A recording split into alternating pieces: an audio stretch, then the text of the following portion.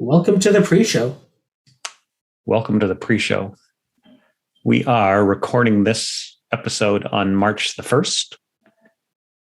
I don't think there's much more to say than our thoughts are with the people of the Ukraine right now.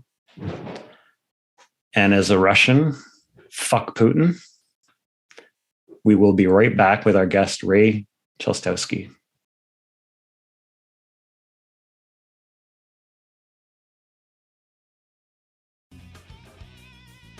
Hi, the following podcast is brought to you by Radical Road Brewery, the best craft beer in the heart of Leslieville. Find them at 1177 Queen Street East. That's Radical Road Brewery. Hi, I'm Ray Chelstowski, former publisher of Rolling Stone and Entertainment Weekly. I currently write a blog called Disciples of Sound and regularly contribute to outlets like Goldmine and Copper and others, interviewing rock stars, bands, and talking about rock and roll and where it's going. I'm here today with Gregg and Karim, and welcome to the music.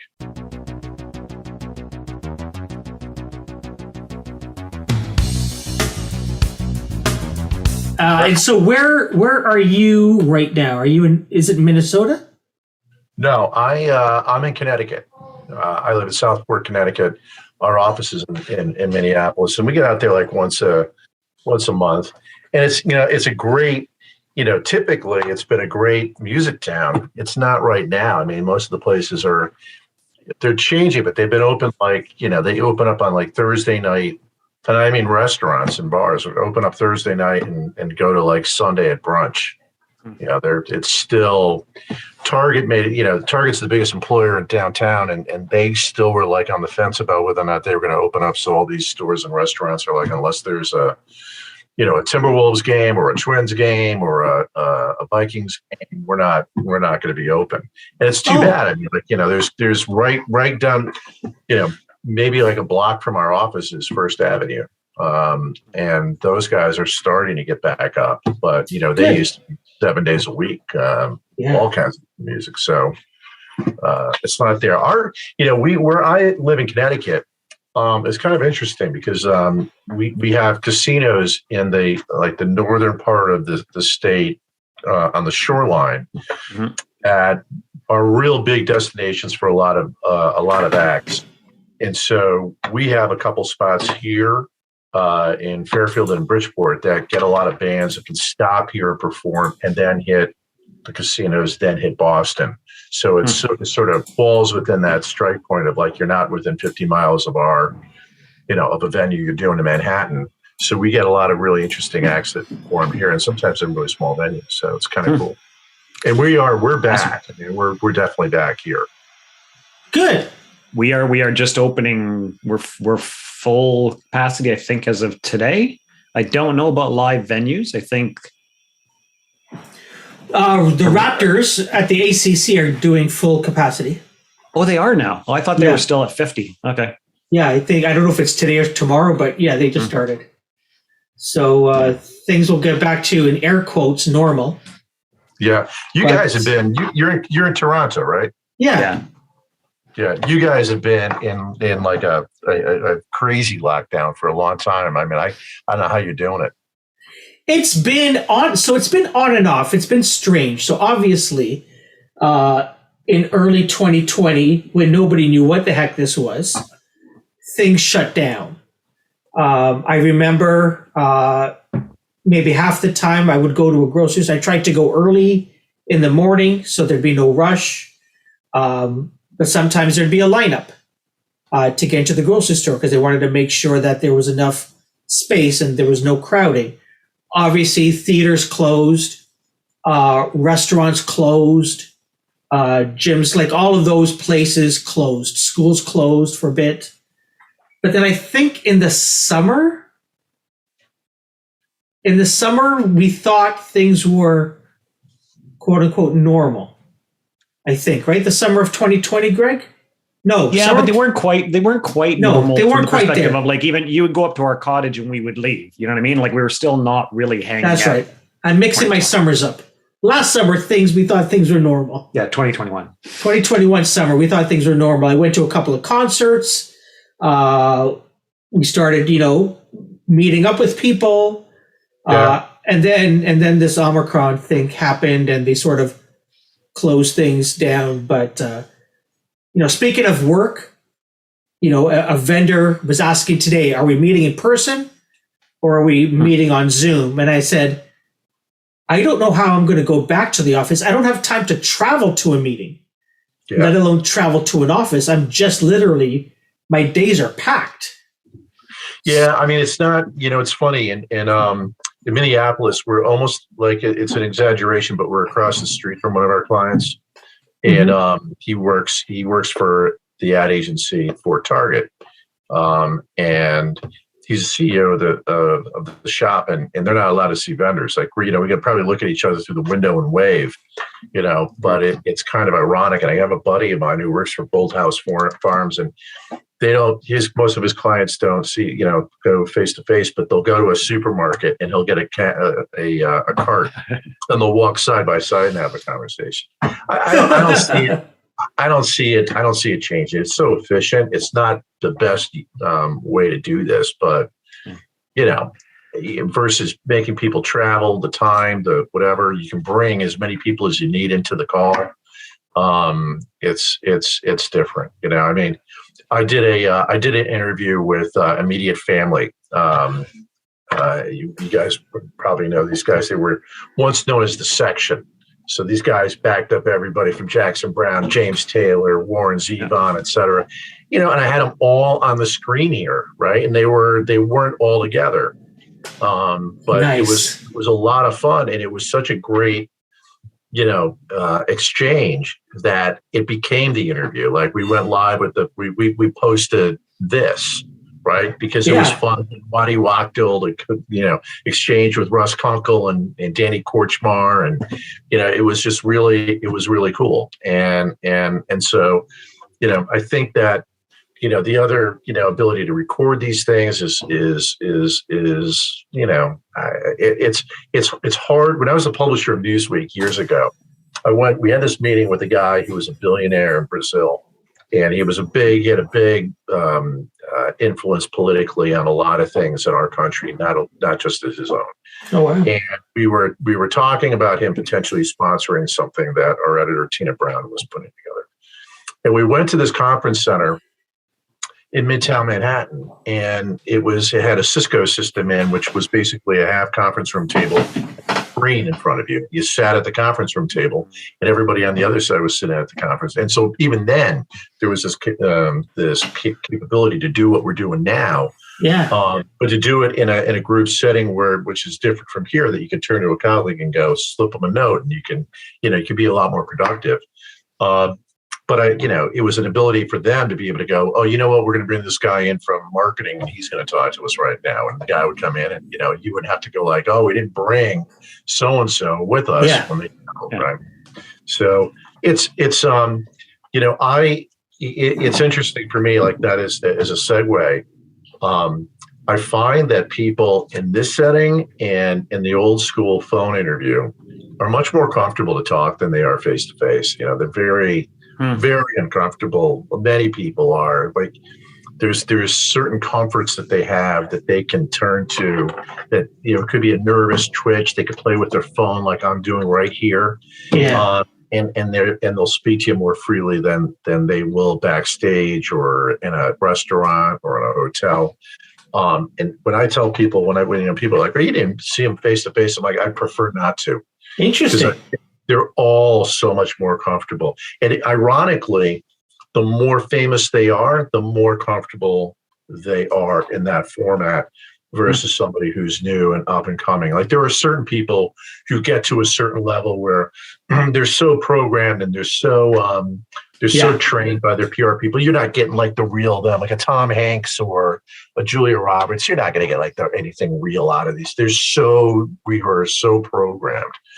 But a lot of people are, they're not as at ease, and you have to kind of get them there. Like I interviewed Ann Wilson from Heart yesterday, and I've interviewed her before. Like we've had exchanges, but I don't send them questions in advance. Maybe I should, to go like, look, here's where we're going to go with your new album. Here's what we're going to talk about. So they don't know what's going to come. And I think that they're a little bit less comfortable with that as opposed to some emerging artists. However, they always have better stories to tell. Like, their points of reference are so much more interesting and diverse. I'm really taken back by, and I don't know how old you guys are, but when I interview artists who were like in their 30s, okay, it's very rare for me to interview somebody in their 20s or their teens. They got to be like a blues prodigy, like a Marcus King. Got to be somebody who's really got some kind of perspective and to inform their music. Otherwise, I could care less. But a lot of these guys in their 30s, they're like, they have no depth. Like, they have no real understanding. Like, I grew up here in Connecticut. I grew up right where I live, listening to WNEW, which was the big rock station in Manhattan, right? And they like these unbelievable giants, these DJs like Scott the Professor Muni, who had this encyclopedic knowledge of the Beatles, and he'd be on drive time at 4. And like, who could ever imagine that you'd have a guy who was like every third song was going to be either Beatles or George or Paul or John solo work, right? You're doing that at Drive in Manhattan, and you're still number one. Like, we grew up with a different kind of understanding of music and our depth. Like, I was hearing that there's an artist who's escaping me right now who just covered Lunatic Fringe from the 80s, right, or the late 70s. And I'm like, there's no way most kids today have any kind of thinking back about rock and roll the way I did.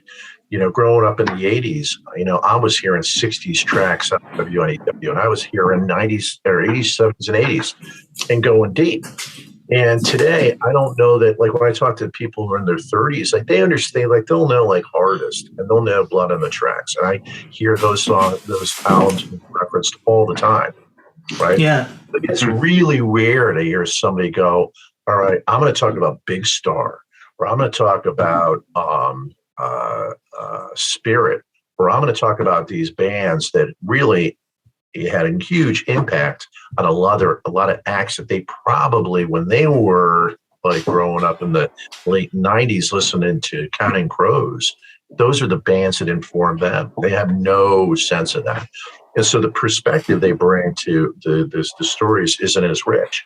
Whereas I interviewed on what's today? Today's Tuesday. On Friday, was it Friday? I interviewed Prescott Niles, who's the bassist for the Knack. And the Knack is coming out with a live record from 91 for Record Store Day. And the stories this guy's telling, like, they're unbelievable.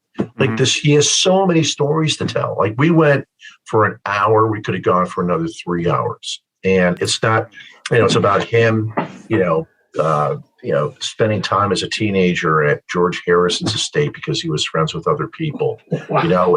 It's him talking about how Doug, who's the leader of the Knack, his brother was a big attorney and defended Kevorkian, and Kevorkian came into the green room and, they're seeing them before their sets. And it was all these really interesting stories, and they got things to tell. And to me, given the fact that a lot of these guys aren't going to live past, the age of 80, based on what we're seeing right now, we got to get the stories down now. We got to really understand what they were into, what their influences are, and to me, that's really, somebody like Bono doesn't really have anything new to share, particularly unless he has some new interest, right? Sting. The most interesting Sting interviews for me are when he's like interviewed by Rick Beato, and he's actually talking about music theory and composition and the creative process. That's a very interesting thing, but he's not going to get into a discussion about, one of the early Police albums and give you something that you can't find elsewhere. So it's a lot of these people are, to me, are really interesting. I'm interviewing on Friday Aldo Nova. Oh, wow. Aldo Nova is like, he had a sound in the early 80s with, it's just a fantasy that really kind of informed Bon Jovi and Def Leppard, their sound. But the guy went on to write operas. He actually, wrote a song for Celine Dion, and, it probably, made more money for him than anything else he's done. And so, seeing those kind of trajectories and talking to those folks is really interesting. And when you get them on the phone and they can relax as opposed to having them in person, they can go for forever. So you've just dropped a whole whack of Canadian bands, and from Lunatic Fringe with Red Rider and all the way through. You talked about the youth and not having that experience, but what I'd love to get your view on, and again, they're a past guest of ours on the show, but I think on your blog, Disciples of Sound, is that correct? Is that right? Yes, Disciples of Sound. One of the bands I wanted to bring up to get your opinion on was Crownlands, because they are young guys who are creating music that I like. So, as much as, I'll talk to, I interviewed Don Brewer from Grand Funk Railroad 2 weeks ago. He's the drummer and lead. He shares lead. He's saying we're an American band. And I asked him about new material, and he's like, we write new material, and we play it, we work it into our sets, but we're not going to record it because no one's going to listen to it, no one's going to play it. It's a real shortcoming of rock radio, at least in the States. Rock radio in the States is really, abandoned the genre, where like a 2 for Tuesday ought to be an opportunity for you to hear, some kind of wonderful. And then there's a new song. I would prefer that. That'd be kind of cool, because a lot of these people are making music that is really interesting. When you hear this new Ann Wilson album, if you like Heart, not the 80s Heart, I'm talking like, Dreamboat, and that kind of Heart, you're going to love it. The blog for me started out, I started it 10 years ago when I was the publisher of Entertainment Weekly. And I my assistant and I would talk every morning about rock and roll. And she's like, hey, you really ought to start a blog. And I'm like, I don't know about to start a blog. What do I know about writing a blog? I started doing it. And I started writing about records that meant something to me and had an impact on me, and that there was a story behind it. Like you wouldn't know, but this was blank, right? And and it did well. It performed well. And I promoted it with people, and it was named after Disciples of Soul, which Little Steven is one of my. He and Robbie Robertson are my two guys. So it's a play on Disciples of Sound, of Soul. And one morning, one day I got a note from the publicist for Robert Craig, and whenever Robert comes into town, she always hooks me up. We go to the show, we go backstage, we drink wine with him, we talk. He's a wonderful guy, and it's always a great experience with him. And so she sent me a press release about this jam festival that she was promoting that was happening in the Ozarks. And she's like, could you give me a little plug about this?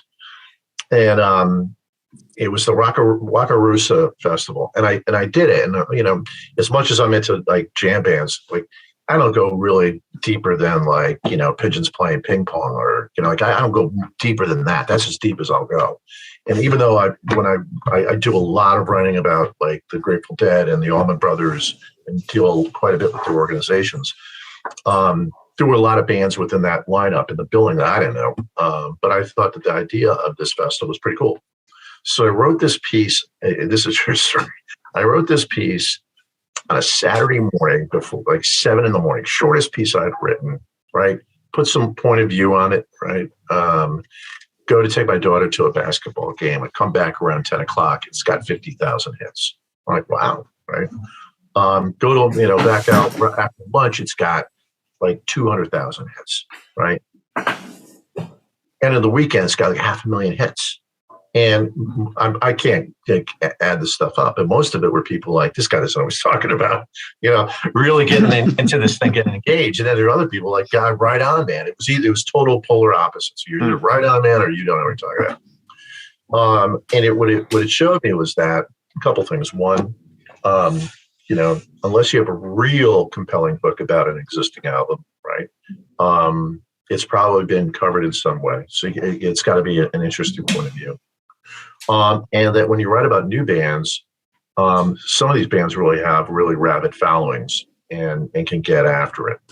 And so the blog, when I started writing for other outlets like Goldmine and Copper and other places, where I did a lot more interviews, the blog really became a platform for me to put a showcase and a spotlight on bands that don't get a lot of attention, right? And what I started to see was that a lot of the press releases I get, and I probably get like 20 of them a day, maybe 30 a day, were starting to become socialized, and people understood that I was lending a voice to brands that weren't going to get airplay, weren't going to get picked up, probably weren't going to be like thrown into a Spotify or Apple Music or Pandora mix, but really had a sound that people wanted to listen to or would want to listen to. And if I could ladder something that people knew to what these people were doing, it would give them some lift. What's kind of surprising is how passive a lot of these bands are in terms of social and actually promoting their own music and getting it out there. And what they need is people who are young folks to get out there and actually make it happen. So there were a bunch of bands, and I, some of the bands, like there was a band whose name is escaping me right now, out of Iceland, which was this band that really reminded me a lot of The Alarm, which I love The Alarm. And I was like, these guys got to get heard. And it's one of those moments that I have when I do get on the phone particularly with Steve Van Zandt, that outside of the interview, I'll be like, all right, here's what I'm listening to, right? And you got to check this out. And there are certain artists like Richard Heyman, who, I don't know if you're familiar with Heyman, but he's a remarkably talented guy, based in Manhattan, has been making like peripheral hits and alternate rock for 30 years, always asking, like, give me the new stuff. And that's the hard thing, right? Is like screening it. I started a mix about, when I was a publisher of Rolling Stone, I started this on CD, a mix called the Shelley Mix. And a buddy of mine was the president of an apparel company, and his name is Shelley. We're taking the train home one night from the city. He's like, I love rock and roll, but I can't find anything. I turn the radio on. It's all the stuff that I grew up with. I can't hear any new music. So I started this mix of about 20 songs, and I probably do one a quarter. And I'm up to like Shelley 44 now. And it's all music that is like what you're talking about, bands that these folks haven't heard. And part of the way that I get people into it is when they get to hear someone do a cover of a song they know. Right. And I haven't, like, it's a completely different understanding, and the most recent Shelley is going to have songs from this documentary that I just wrote about Beatles in India, which is, if you get a chance to see it, you got to watch it, because it's a remarkable story. But it's also, when you hear the soundtrack and you hear how these Indian artists actually interpret well-known songs by the Beatles, largely from the White Album. Which is what that trip informed. You hear it in a completely different way, and it's gotten so popular that you'll get a kick out of this. Shelley was at a party and he's listening to one of the, it was like a barbecue in the summertime. He's listening to the sound sequence and he picks the next song. He's like, what is this? And the guy comes up to him and goes, it's funny you should ask, because this is called the Shelley mix, right? This is it. And he goes, I'm Shelley. It's me. That's me. So yeah, I try to make a point of going through it, and what I do is over the weekend I'll go through all these emails that I've received over the week, and I'll listen to stuff, and I'll punch it all out, and then I feed it out day by day over the week. And it's really the blog has really become much more about that. It's become about how do I do that for artists and give them a voice. And if they're good about it, it really does get out there and people get to know about it. The other thing is, are people who are like sidemen. So there's a great record by this guy, Rick Holstrom, who's been Mavis Staples' band leader and guitarist for, I think, like 25 years. And he just came out with a solo record that if you ever like the Meters, right? Like it's like right up there. And this guy's, he's not going to get the kind of attention. Maybe on NPR, someone might give it to him, but I can't find an outlet where he's going to get the kind of airing that he deserves. And so that's really what I try to focus on. It doesn't always work, It's if half you know, Greg, what comes down to is whether or not the album art is compelling. You know what I mean? Like really, like if they, if the album art grabs people, that's great. Like I think the best new album that I've heard is by this woman in Boston named Susan Burgess, and she sounds like a rocked up Sheryl Crow. She has this new record out called Together Alone. It's fantastic. There's not if this was 1995, she'd be a star, right? Wow. The album cover is kind of compelling, right? Mm-hmm. But the record, like, how do you get someone to get inside there and do that? And very, very difficult to do. I can't even imagine what it would be like to try to be an artist and get your music heard right now. Because when I grew up, it was rock radio, and you listen to radio. You're washing your car, you're throwing a ball with a buddy, you have a song. Like I can remember when I heard "Born in the USA" for the first time and what I was doing. Now it's all one-on-one. You put your earbuds in and you're listening to it, and there's no like aha moment. There's no, and it kind of belies what music is about. And I think what life's about. Life is meant to be shared, and so is music. Music's not meant to be this one-on-one thing where you have it by yourself. You're supposed to be with people going, can you believe what we're listening to? This is unbelievable. Yeah, we used to do that. I mean, we used to do that as kids. I remember we all sit in basements and throw on the vinyl, and you'd listen to like Def Leppard, High and Dry, and it would be a shared experience among your friends, right? Like, yeah. I mean, it's I picked up this record this weekend at a used record store because I didn't have any of her stuff, but Mary Clayton. So if you've seen the movie 20 Feet from Stardom, it's about all these backup singers who had all the chops to be real stars, but they didn't get the material or whatever. And she was the one who sang. She's singing on so many things, but probably her most infamous moment was singing that riff on "Gimme Shelter."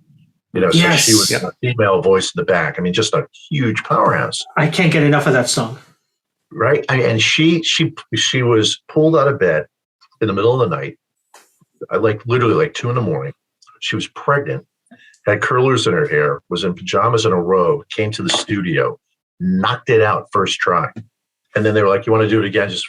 Did it again, right? But like, just and these stories are unbelievable, right? And you look at this and you go, so I picked up this record from her, and it's like, okay, it was produced by Steve Tyrell, ironically. And you're looking at all the people she's doing, Joe Sample songs. She's doing, other songs are written by Will Jennings. And if you didn't know Will Jennings and Steve Winwood from the 80s, right? You wouldn't know that. But like going back, you're like, wow, right?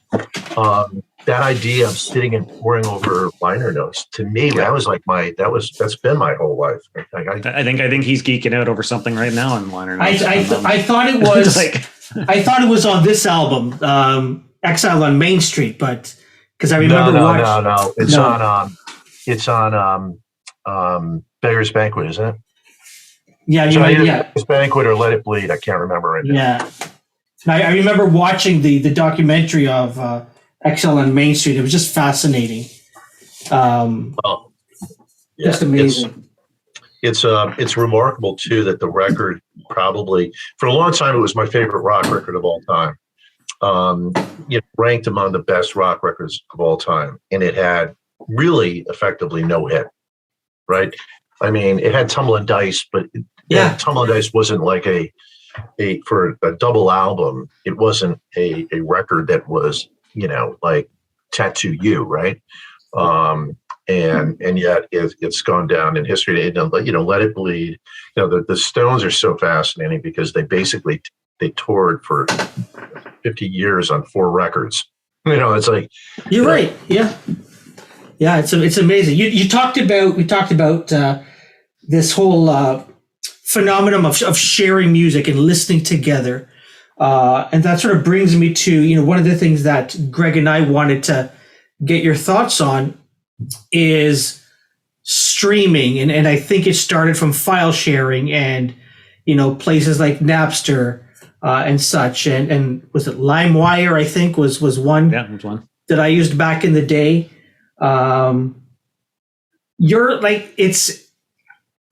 The genie got let out of the bottle and it's never really gone back in.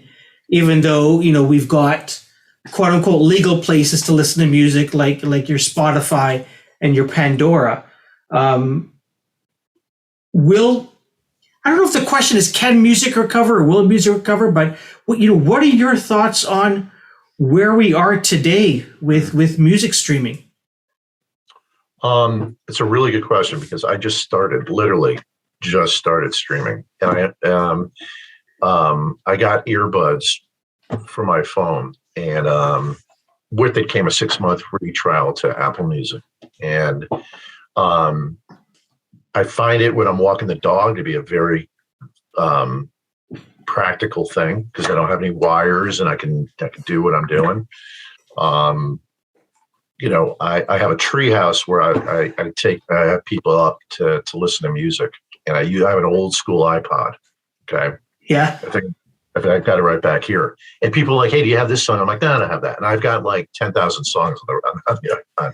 Like, doesn't it drive you crazy that you don't have that on here? I'm like, no. I got plenty of songs on here. I don't need I like having control. I like being at the wheel. And I also don't like navigate. I feel like the navigation of on these streaming services isn't really clear.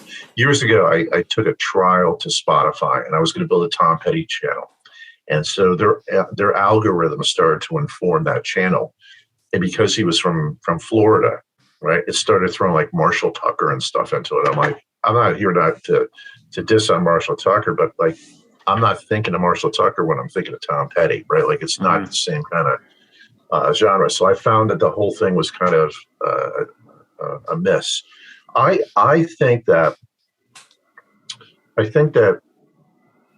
part of the reason why it's working more for people today, forgetting the convenience of it, is the fact that artists aren't being charged with building complete, well thought out works of music like Late for the Sky, right? Where you build a record around a theme, and it has a beginning and an end, and the tracking of the record has meaning, that everything is thought through. It's not like, I need another song, like, what can I cover? No, you're really, this is an expression. And people talked about records having a very specific impact, right? And addressing something. So, Blood on the Tracks, it's a divorce record, right? And it starts in a specific way and ends in a specific way. And the detail and care that went into the building of that is something that is part of that listening enjoyment, right? You go through it, and if you study the record, you understand. Like, it's almost like watching a movie unfold, a classic film unfold. Today, it's rare to find people now putting out albums. If they're going to put out EPs, right? And they'll see how it works. You even see like a John Mayer going, I'm going to throw out 3 EPs, and it's one record. It's a different kind of cadence. I think that we're back to like the 50s where it's all single based. I got a single. It's about that kind of zeitgeist. It's not about real talent. It's like, we'll throw it through auto-tune, we'll do whatever. And so the way that people are consuming music is surgical strikes. It's not a sit-down listening experience. Like, the fact that people are listening to music through these little speakers, right, which have remarkable capacity for what they are, is different for me. Where behind me, I got a 1971 Macintosh preamp, a 67 amp, a 1971 Thorns turntable. Like, I want to sit here and listen, albeit in an imperfect environment where I've got an oil tank, I got an air conditioner handler, I got concrete floors, right? Doesn't matter. Like, I want to hear the thing. I want to sit and listen. And that's something that music doesn't enjoy any longer, right? You're going to say Siri or on Amazon, you're going to call out the song. I want to hear this right now. And I'm meanwhile doing other things. And you're sitting down. And so how do you take kids who are accustomed to that kind of consumption and change it to a more relaxed? I don't know how it's done. I've gifted a turntable and amp and speakers to in one case, a guy who's 29 who never, like, I had to show him how to use the record, how to put the needle down. And he digs that. There's a serenity and a kind of a zen to it that he finds. But I just don't know if that'll go. I do love the fact that vinyl is on the rise. I went into a record store here in Connecticut on Saturday. I was walking in and a bunch of young teenagers coming out with stacks of records. So I'm encouraged by that. I think that the fidelity of these new records on 180 gram vinyl is really spectacular. Yeah. And I do think, I've done those things where I play, like my wife uses Apple Music quite a bit. And I've said to her, the streaming sound is terrible. It's just awful in comparison to a CD, and definitely in comparison to vinyl. Like, the sonic differences are scientifically demonstrated that they're different. So when you compress the sound, it doesn't have the same kind of body and warmth and depth that you have even on a CD. But I don't know that we're going to get back to that idea, right? It's the same thing with network television. When I grew up watching TV, if you watched a hit show, you were kind of like, I'll give 5 minutes to the next one coming up, right? Like, yeah, I'll roll in, right? Now, when you're doing streaming TV, you may scroll into the next episode, right? When you're binging, but it's not going to go like, okay, well, you were watching the after party. Now we're going to roll you into suspicion, right? Like that's not how it works. So I don't know. I think that it's not encouraging in any way. And I think that if you're a recording artist, you got to think about other ways to make money. You got to think about merchandising. You got to think about really building out your store. You got to think about ways that you put yourself in front of people in not conventional ways. There's a guy who I interviewed whose name is escaping me right now, who went to college with Zach Braff from Scrubs. And I don't know why it's Joshua, and I'm forgetting his last name right now.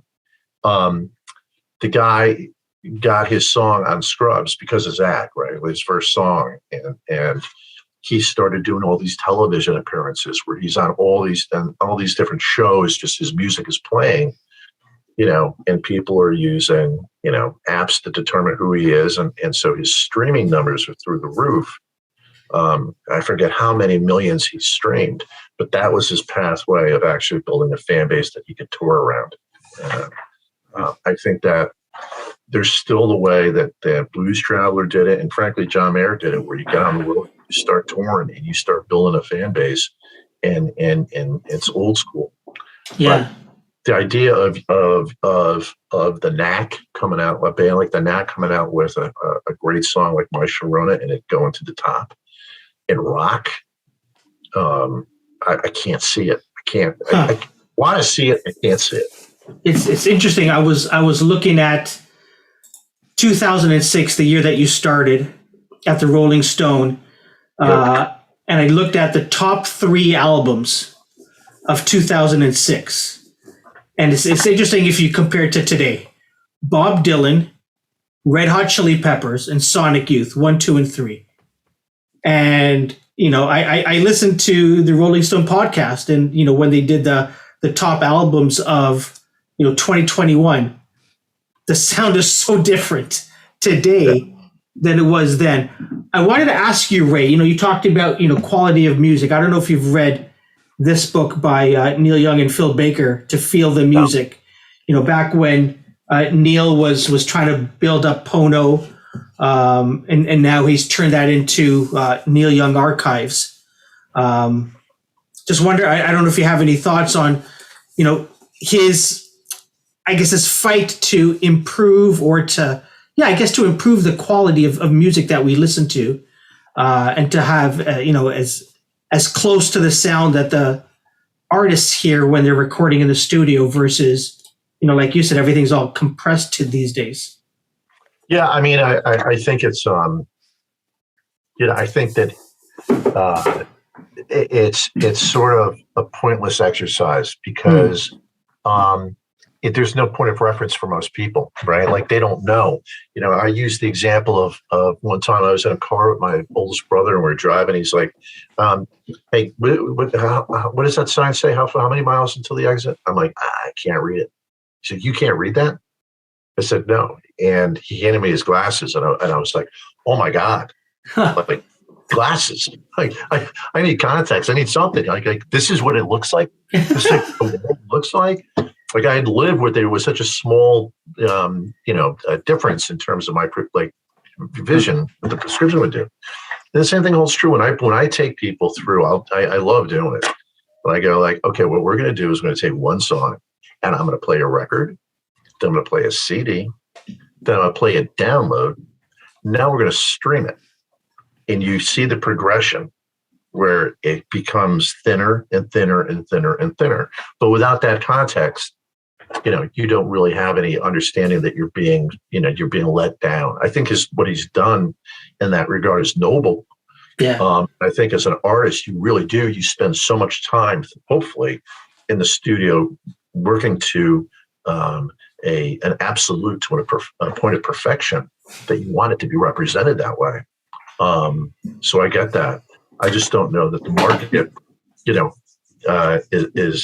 is there for that, right? I mean, you think about like one of the places where most teenagers spent the most time really jamming to music, right? Were in cars, right? Because they're probably in a house where parents were like, "Turn that shit down. I don't want to hear it," right? So you get in a car and you're like, "Now I'm cranking it," but it's such an imperfect environment. The car cabinet is like, it's not made for. This is not a sound capsule, right? It doesn't matter, right? I'm playing it loud, and I'm like, it's the energy and the power of it is what's driving me. So I don't know that that's the case. I will tell you that when I play vinyl for people, even down here, and people listen to it, they're like, "Wow." And they also, I think, understand that there is that ability that it has to really relax you. And I think that the part of, these algorithms are interesting on streaming music because they'll recommend things to you that you're like, "Oh, this is kind of interesting," right? But it's not the same thing as really sitting down and listening to a record. And most people who stream that I know are like, "Okay, I like you too. Give me whatever." And you're all over the place on music, and you're like, "I don't like this, and I like that." Like, it doesn't necessarily drive you in. The same way as if I were to say, "All right, here's a band from Canada that if you like, Band of Horses, you're going to really dig this," right? Yeah. So let's sit down and listen to it. And that's a totally different way of consuming music that I would really hope that people get to, instead of, if I had to pick one thing, Karim, I would say I'd like people to listen to albums again. If you want to stream it, you want to do it on CD, whatever way you want to listen, but let's listen to a record. Yeah. Right? And I'd like to see artists get back to thinking through that process. And I definitely can tell you when I talk to people, when I'm like, there's nothing here. This is just like, it kind of fit, right? Yeah. It's funny you say that, Ray. My son literally this weekend asked me, "I don't understand. What's a record?" So as we're driving, I had to say, okay. I got confused by the question. And then I realized, he doesn't, like, his generation doesn't know unless they're around vinyl. And my son doesn't come into this room. But I had to explain to him, okay, this is what a record is. I remember sitting down my 20-somethings boys. I pulled the Dual out, hadn't been out of the closet for probably 15, 20 years, about 20 years probably, since they were little. And I sat them down. I took it in to get service, set it all up with the Hoffler and the Kefs. And I threw on Level 42's A Physical Presence and made them sit and listen to it. And I got goosebumps because they were just like, they had never in their lives experienced that sonic sound coming at them. it was just mind blowing for them. Sorry. It's so true. I mean, it's, my kids grew up with it. Like I've never stopped with the bundle, right? And my wife finally drew the line on cassettes because I ended up getting an old Nakamichi RX 202, which, like the dragon at the end of the tape, that the carriage pops out, spins, and then snaps back in. Like it's just so. So I'm like, I got to get some cassettes. And now cassettes are really, around us, cassettes are pricey. Because a lot of rap artists use them to promote their music, and a lot of indie bands use them. But the idea of a record, and one of the things that I got that's maybe the as much as these things here, these old vintage units are important to me, is my VPI record cleaner. That is So I was in a record store in Mystic, Connecticut, right down the street from Mystic Pizza, where the movie was shot. Mm-hmm. And I keep hearing a vacuum. And I'm like, what's this guy? Where's this guy? There's not enough carpet in this place for this guy to be vacuuming. What is he vacuuming? And it was that cleaner. And it basically is a box, and you clamp the record down and you put the cleaning solution out, and you scrub the record with the cleaning, and then you take an arm over, a vacuum arm, and it sucks all that off and cleans the records. That's phenomenal. And so they're even down with understanding how to do that. And it's, I don't know, my son, I believe would, because he plays guitar, he would continue with that. I don't know, my daughter would, but it's even CDs, my family will be like, we can just put it up on Apple Music. I'm like, no, we're going to That's funny. Even Liam Gallagher just released a new album. Yeah. And he's got cassette. You can actually buy cassettes of it.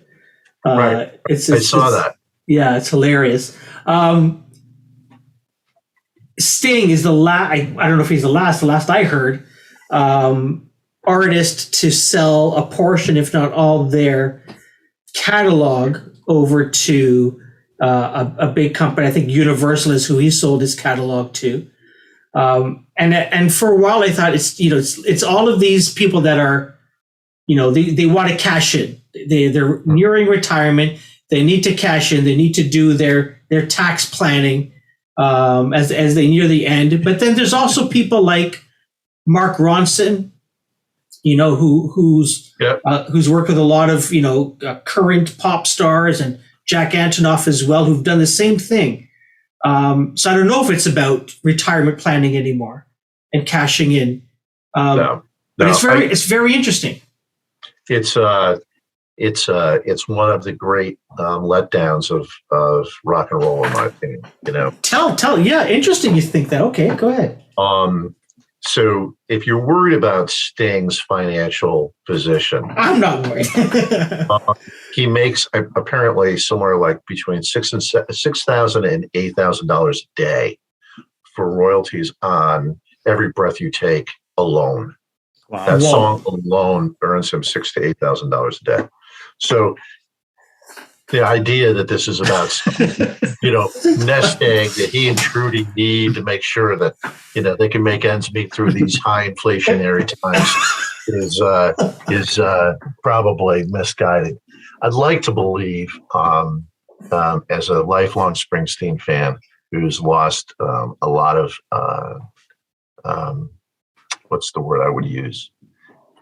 He's really let down quite a bit, I think, in probably since the Rising. I'd like to think that the $500 million that he captured through that sale of his publishing rights would end up doing some charitable good in the world. And that's what I think is absent here, is that if you are out there talking about these issues that are important, right, and these places of inequity, and areas where people need attention and help, if you've made money singing about the plight of the working folks and working men and women, it'd be really terrific to know that you did something to help them back, right? One of the best stories I've ever heard from one of the most humble guys I've ever met, and a real idol of mine, is Bob Seger. Bob Seger told us a story at Rolling Stone that was really, really touching. And he was at a diner in Detroit, with his family in the morning having breakfast at weekend. And he came by a table which had a bunch of guys who were clearly auto workers because they had union shirts and stuff on. He's just like, hi. And one of the guys is like, hey, don't hi me. He's like, we're going through this challenge here in Detroit. We're losing all these manufacturing jobs. And what are you doing to help us? You're here, you're living in the town, you're making all this money, and we're losing our jobs and blah, blah, blah. And it really hit him hard. And so he ended up doing the song Like a Rock for Chevy trucks as a result of that. And I don't think he made any money on this. And it resulted in, when they had that song as their theme song for Chevy trucks, they were the #1 truck in America for as long as they used that in their ad campaign. He was like, I got to do something to help sell Chevy trucks because we've got a plant here in Detroit. And these guys, they called me out on it. I'd like to think that Springsteen would do something with that $500 million. I'd like to think that Neil Young would do something, right? I mean, he's done certainly a lot of charitable work against the needs that his special needs son has, et cetera, right? But all these guys, I'd like to think that they could, that this sum of money isn't just going to go into a trust to help, Springsteen's son, who's a firefighter, make ends meet, over the years. It's a lot of money, $500 million, and it can do a lot to change. And so I'd like to think that that's what happens there. I do think, and you guys probably feel the same way, that it's really kind of like it takes a little bit of the soul and heart out of music when I'm strolling down a supermarket aisle and I hear, music that I grew up and raised hell with, right? And now it's like it's in the frozen food section of my Stop and Shop, right? That did you have to sell the ability to play it here? Really? That's where for all that people used to complain about music was the first line of defense against hearing your favorite band played right in the meat section of your Wawa. So that's hilarious. I get why everyone's doing it. They're doing it because I really think the reason they're doing it is I think that they're looking at this saying there's going to be a saturation point where we got enough music. If you are, if you're James Taylor, right? Yeah. Someone might be like, well, we just got Jackson Brown. Like, we don't need you. Like, we got that. We got singer-songwriter covered, right?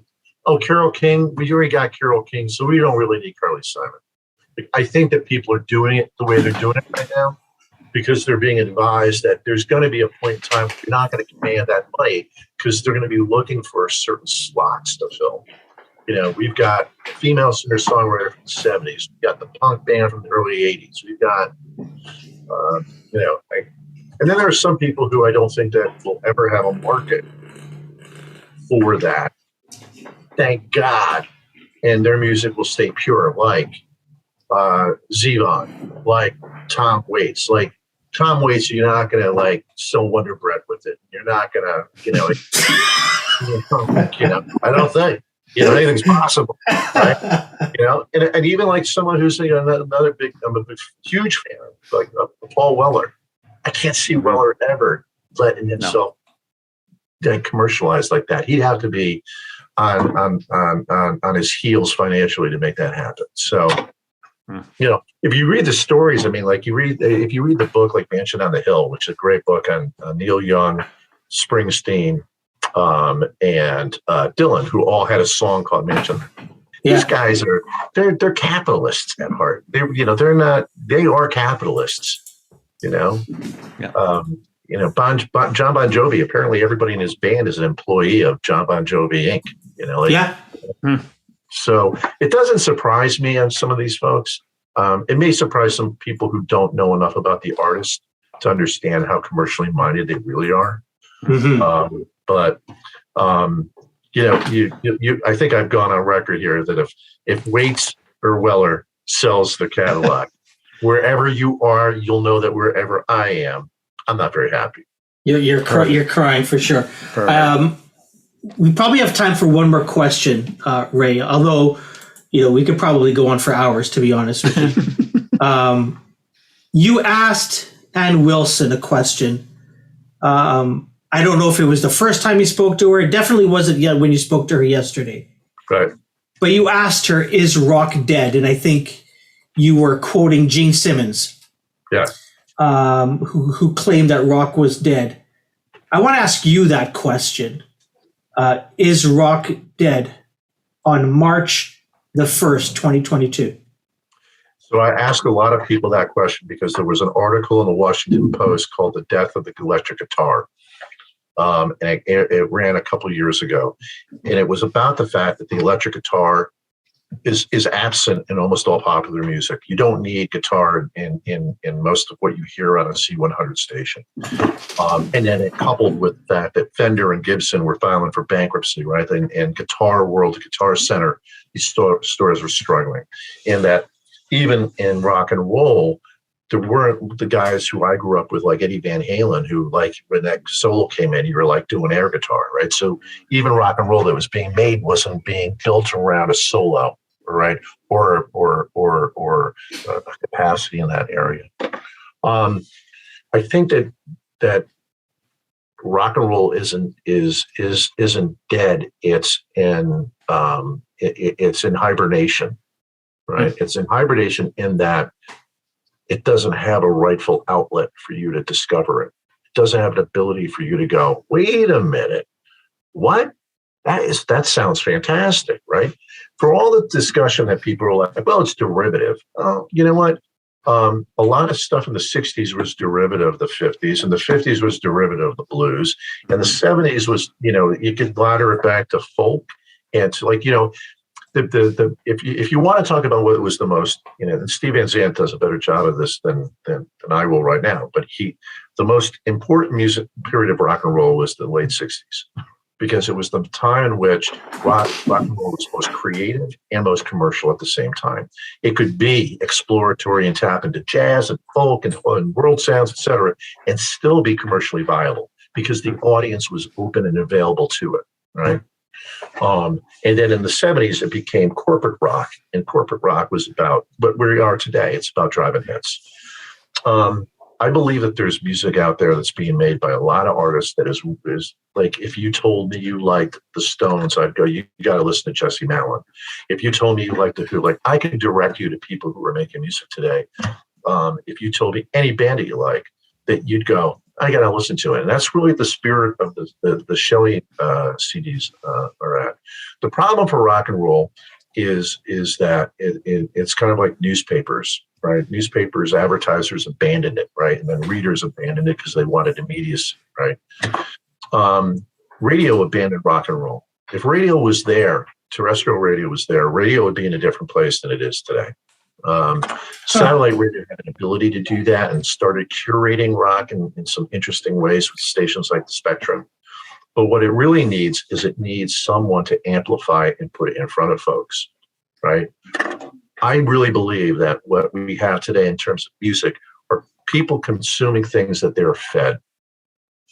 And they're fed this stuff, and that's what they're listening to, right? It's not, I don't know that the music that we're hearing today that's popular is going to be the kind of stuff that's played at a Super Bowl 20 years from now at the halftime show, right? I don't think it's going to be like Snoop and Dr. Dre, right? I don't, that moment of rap was just as important as the founding moments of rap, right? It had real meaning. Right now we're manufacturing things. And I see that younger people today are gravitating towards three kinds of music. They're gravitating towards hip hop, they're gravitating towards arena country, it's like arena rock country, and they're gravitating towards classic rock, right? And I see it, with my son who's 21 and my daughter who's 17. That's where they're moving. I think that the people who are going towards country rock are looking for that kind of moment, that kind of fist in the air moment that we grew up with the Who and bands like Van Halen and Guns N' Roses Soundgarden and Pearl Jam, and right. But it can't just live on a grassroots level. It can't just be that Pearl Jam is starting and Nirvana are starting in Seattle, and they're making a lot of rattle and noise in that market. They have to have something that amplifies it and that takes it and brings it to a broader audience. And I don't know that there is something today that allows for that to happen.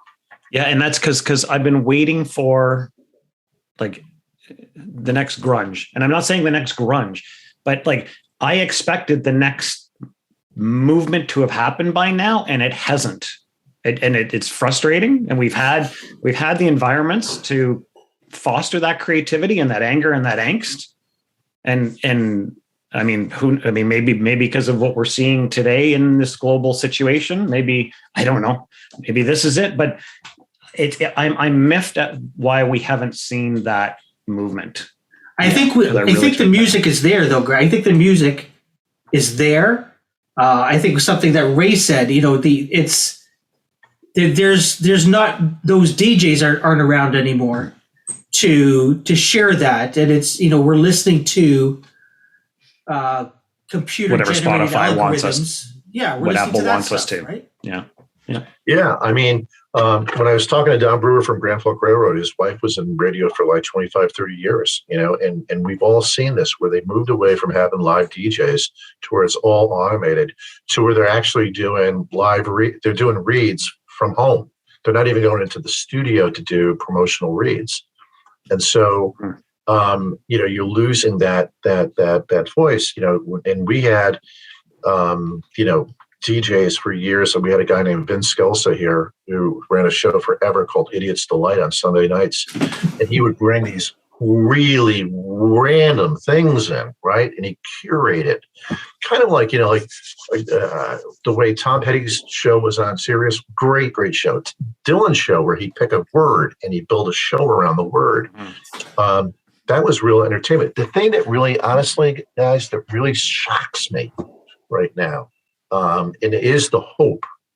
It's the hope is that podcasts are another form of audio, right? It's radio. Yeah. It's radio.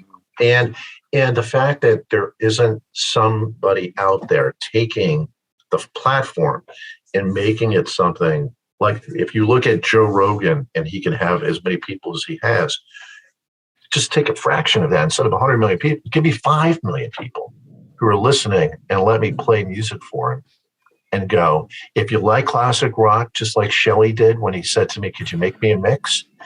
Let me take that and put it in this arena and see what happens. And I think it requires that. And I think that podcasts could be the future and enable that to happen. The thing that's interesting, Greg, and I know we're a little over here, but the thing that's interesting about what you said is that what happened, and it was more marketing driven than demand driven, was that, I don't know if you picked up on this over the last 2 years, but there were all these bands that were mining the 80s sound again.